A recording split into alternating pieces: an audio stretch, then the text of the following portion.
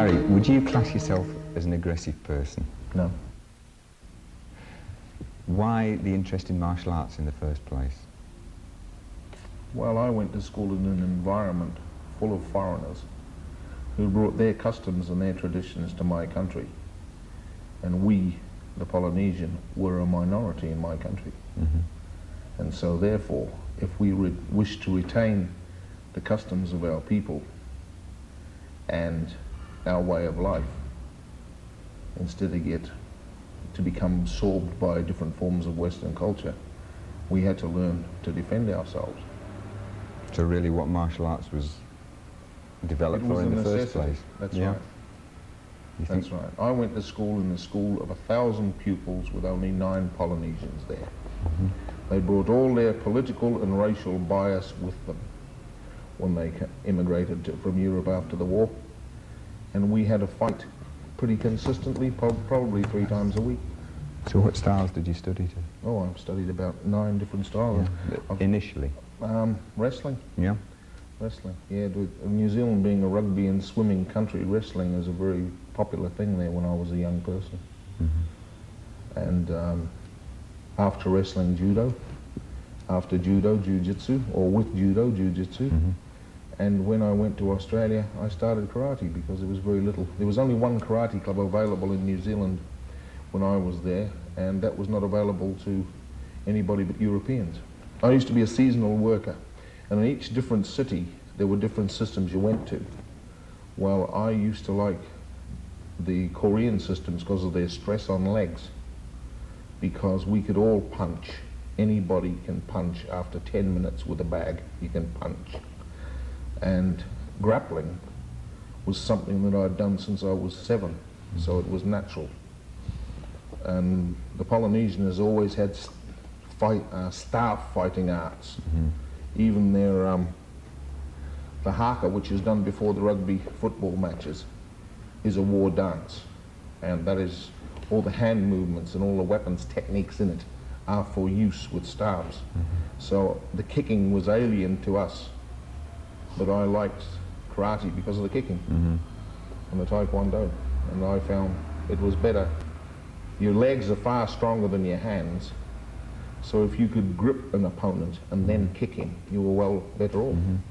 So when did you first start using your martial arts training for practical purposes? Or have you always done? Probably 18 years of age. Yeah. In my working life, I've worked in about 119 different cities on the planet, and I have always been employed in the physical security business in one part of my working life.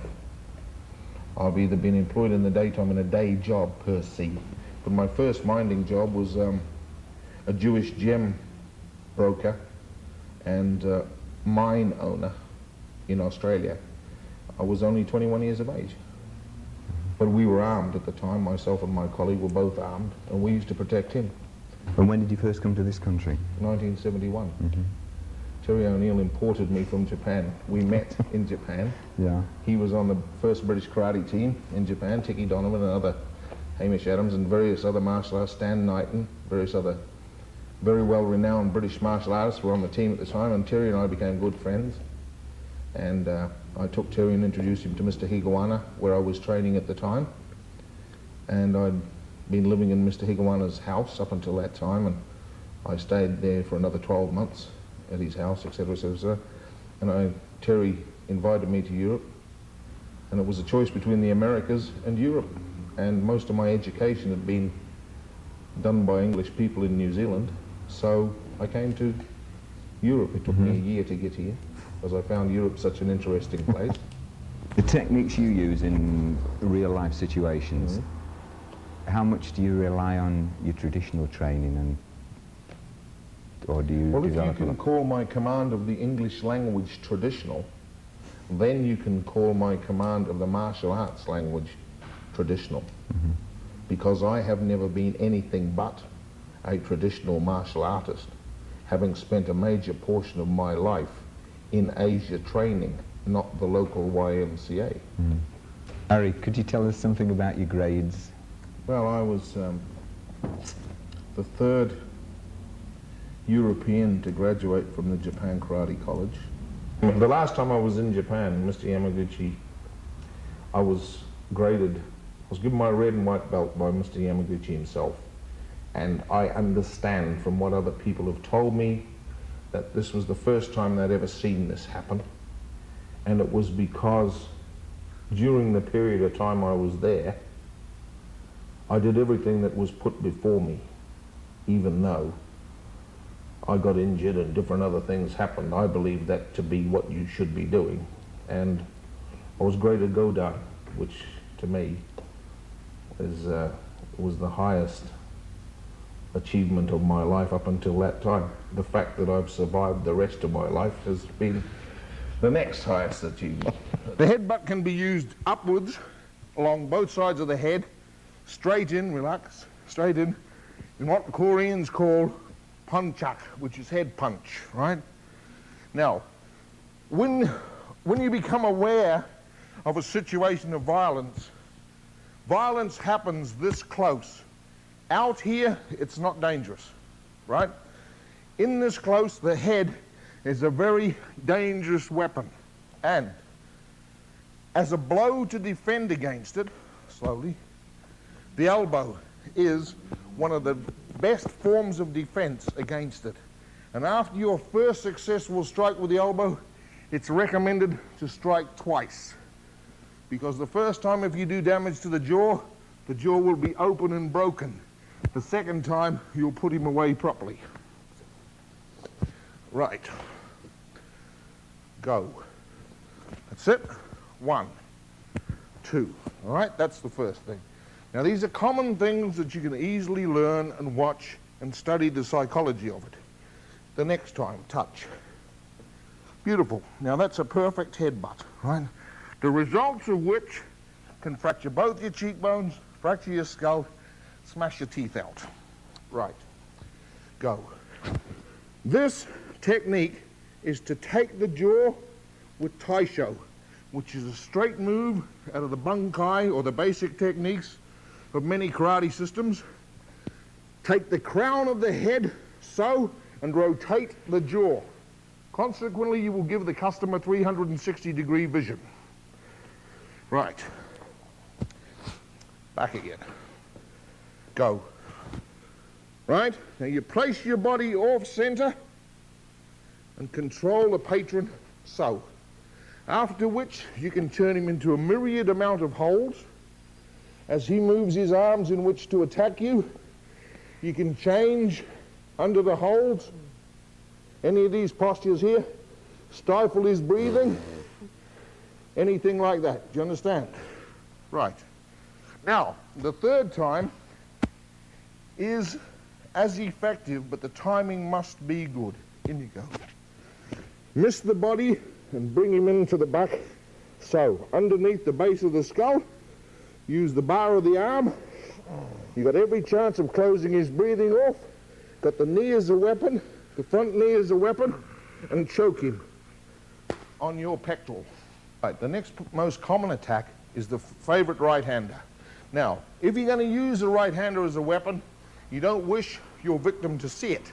So many people approach you from the left-hand side, which gives the maximum amount of usage and fluidity to their body for a right-hand side attack. Go. Perfect. Right, back again. Now, as you become aware of the situation you're in, and as your training makes you perceive more circumstances, you will always be aware of people approaching you from either sides, in the front and the back. And this is what perceptive training's for. Now, as he moves, go. You place yourself in the position here. The index, the thumb, is gripped hard, tight to make it strong, and driven straight up under the groin. You attack the back of the kidney so, and any leverage here to turn and fall the body. If you can keep the legs straight, you can cause any form of damage to the knee joint, straight down the inside of the thigh onto the groin. Now, many systems of karate and martial arts teach that kind of kick. That is all right for petting people. If you want to finish them off, you use that kind of kick. And that's it. As long as there are people willing to put other people's physical well-being in jeopardy in order to cause mayhem and gain financial benefit, I will always be in employment. Myself and men in the medical profession.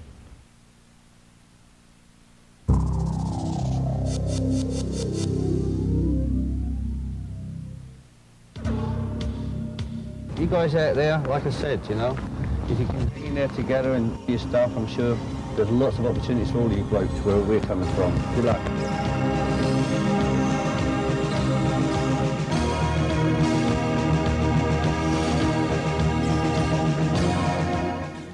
We've been talking about Batman, but you've moved on to other things in America now. Yep, I think the results of the Batman film and the way me and Phil worked together with the directors and producers, they were given an opportunity to go to America and work with Stallone on a film over there, Stallone and Kurt Russell. And again, it was involving the background of what my life's been involved in, you know, martial arts again. Funny things when we got over there worked out better than we expected. Phil got a good part in the film and got to establish himself very well as an actor. We were technically provided on the film, involving all the fights and stuff like that. I can't reveal too much about the film at the moment, but just saying it was one of my lifelong ambitions to work with Sylvester Stallone on a movie, but I never thought it would come to, you know, such a big thing as what happened to me over there. Anything's possible now, no? Yeah, anything's possible. Like I say, just be ready for it when you go for it. How did the Americans take to you, the British martial artists going over there? Well, obviously, the main thing, you know, again, put away your personal pride and your ego and be professional about the job.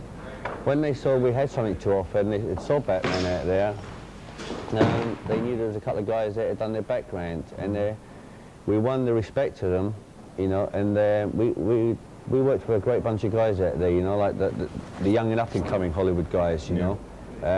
Worked with Stallone's doubles and people like that. But them guys over there, they were curious to see what we had and what we were doing, and we just spent the last 3.5, 4 months having such a great time with them, travelling around on location, work with them. We had a good time with them, and they really took us in. Even though you're spending a lot of time in America, you've still got your foot and organisation over there. So I'm back in London now, but I'm going to keep both doors open because I can work from one side to the other. I've got quite a lot of interest from my agency at the moment in London for good parts and stuff. So I'm going to try and work back and forward, but I want to keep my schools running, keep my students there, because again, it's where I come from, my roots. And my students help me out a lot, and we've been together quite a long time, and we've gone through a lot. So I don't believe in just cutting loose and running off, although I get the feeling that Hollywood's calling me very much. You know, I feel this like when there's a full moon out at night, it's sort of, you know, it's calling me to get out of there, you know. But if I had you know, someone said to me the other day in an interview, they said, what has been your ambition? And I turned around and said, I've just achieved it. I achieved it, going onto the big screen, doing my fighting style, and working with Sylvester Stallone. I mean, that's pretty heavy to beat, you know. That just really takes something to top that. But now, I would really like to see a good action film in this country done involving the British martial arts, the top fighters.